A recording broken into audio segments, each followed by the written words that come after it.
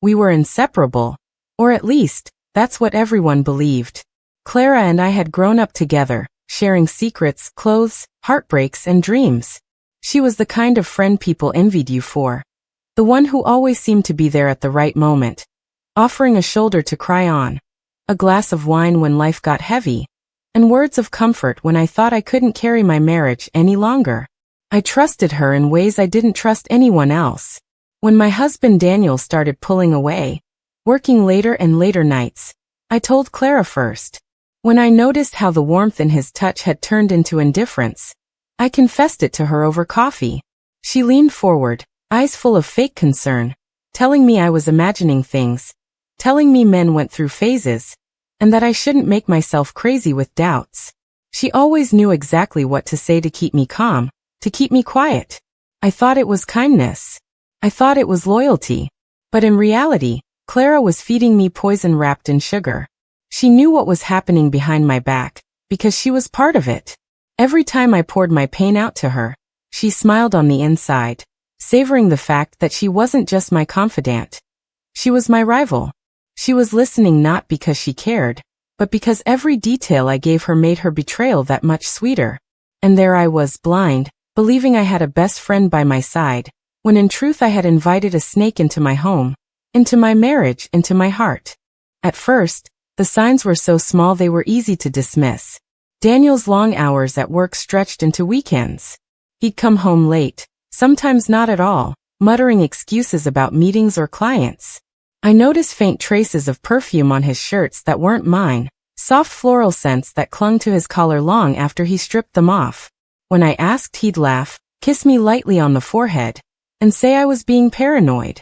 But paranoia has a way of settling in your bones. I found receipts once, 2 glasses of wine, a dinner for 2 at a restaurant I had never been to. Another time, a hotel bill for a night I knew he had claimed he was in another city. I told Clara all of it. I told her about the perfume, the lies, the distance.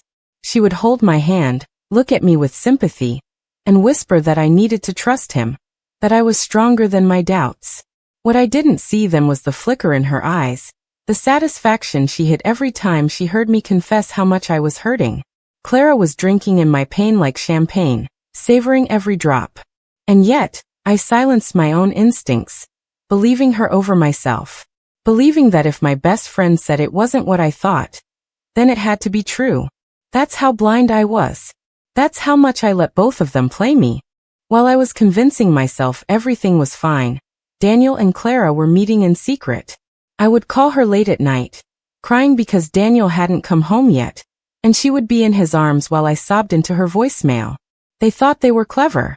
They thought their little secret was unbreakable. In hotel rooms across the city, they made plans for a future that didn't include me. Daniel whispered to her about how tired he was of me, how he deserved passion, how I no longer excited him. And Clara, my so-called sister, would smile, press her lips against his, and tell him that one day they wouldn't have to hide. They laughed at me.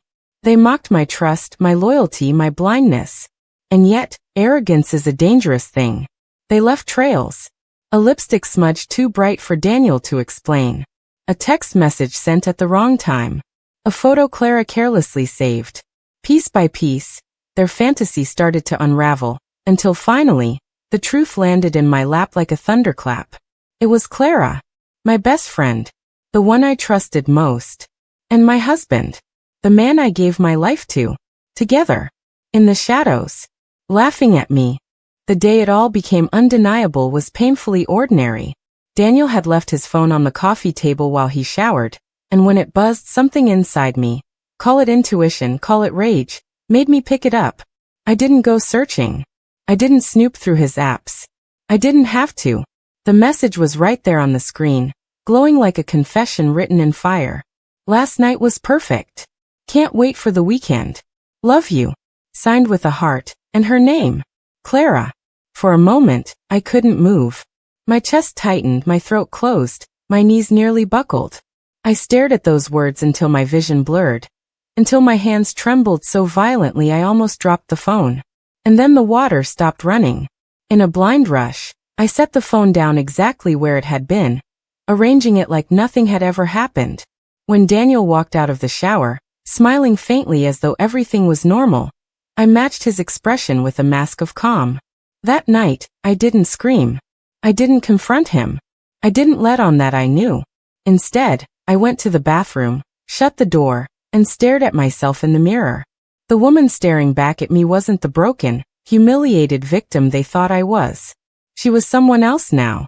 Someone stronger. Someone sharper. And she was about to turn their betrayal into a trap neither of them would escape.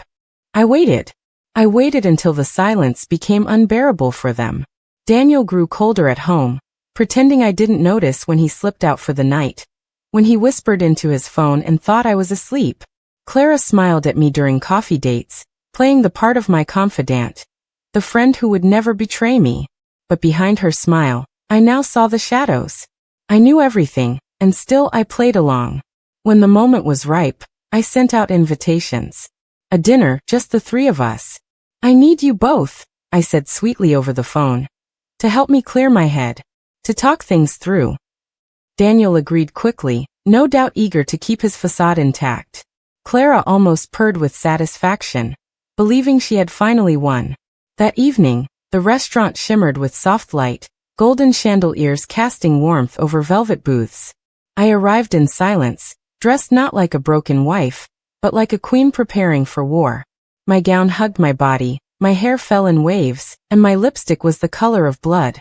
When Daniel and Clara walked in together, their smugness was palpable. He thought he was in control. She thought victory was already hers. But as I looked at them across the table, I smiled. Because they had no idea this wasn't a dinner to save my marriage. This was the dinner that would end theirs before it began. The waiter poured wine, menus were passed around, and small talk filled the air like smoke before fire. Clara giggled at something Daniel said, her hand brushing his a little too deliberately. My heart pounded, but I never faltered. Finally, I set my glass down and reached into my bag. Before we order, I said, my voice steady, I think it's time we stop pretending. Daniel blinked. Clara froze, her smile stiffening. Slowly, I laid the evidence on the table like cards in a deadly game of poker. The text messages, the hotel receipts, the photos I had printed and sealed in a neat envelope. Silence fell. Daniel's face drained of color, his lips parting but no words forming. Clara's eyes darted between me and the papers, her mask crumbling with each passing second. You've been lying to me. Both of you. I said quietly, the weight of my voice sharper than any scream. And you thought I would never know. Daniel stammered, reaching for excuses, but the proof was undeniable. Clara tried to smile, to salvage her false innocence, but her hands trembled on the linen tablecloth. I leaned back, calm, powerful, untouchable. This isn't a dinner, I said. It's a reckoning. They thought betrayal was a game, but I had rewritten the rules. I reached into my bag again, this time pulling out legal documents. Daniel's face went slack as he recognized the divorce papers. It's over, I told him, my voice like steel. I've already filed. Every account you thought you controlled? Frozen. Every joint asset? Transferred. You'll be left with what you deserve. Nothing but the taste of your own betrayal. Clara gasped, finally realizing she hadn't won anything. She hadn't stolen a husband. She had shackled herself to a man whose empire was crumbling beneath him. Her face flushed with shame, her carefully constructed lies collapsing like glass beneath a hammer. Daniel slammed his fist on the table, his voice rising, but no one in the room came to his aid. They watched him unravel, powerless against a woman who had outsmarted them both. You played me, I said softly, my eyes locked on Clara's. But the thing about snakes is, they always forget the lioness is watching. When the last word was spoken, I stood. My chair scraped softly against the floor, the sound slicing through the heavy silence. Clara sat frozen, her face pale, her eyes downcast.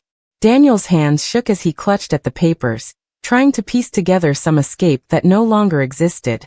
But their power over me was gone. I gathered my bag, smoothed the fabric of my gown, and lifted my chin high. For the first time in months, I felt the weight lift from my chest. I wasn't broken. I wasn't betrayed. I was free. As I walked toward the door, the other diners' eyes followed me, not with pity, but with awe. Behind me, Clara and Daniel sat in the ruins of their lies, left with nothing but each other. And even that tasted like poison now. At the entrance, I paused, turning just enough to give them one last look. "Enjoy your meal," I said softly, a final blade of irony. Then I walked out into the night air, my heels clicking against the pavement, carrying me away from the ashes of betrayal, and into the light of a future I would build on my own terms. And in that moment I knew. They hadn't destroyed me. They had only freed me to rise higher than either of them could ever imagine.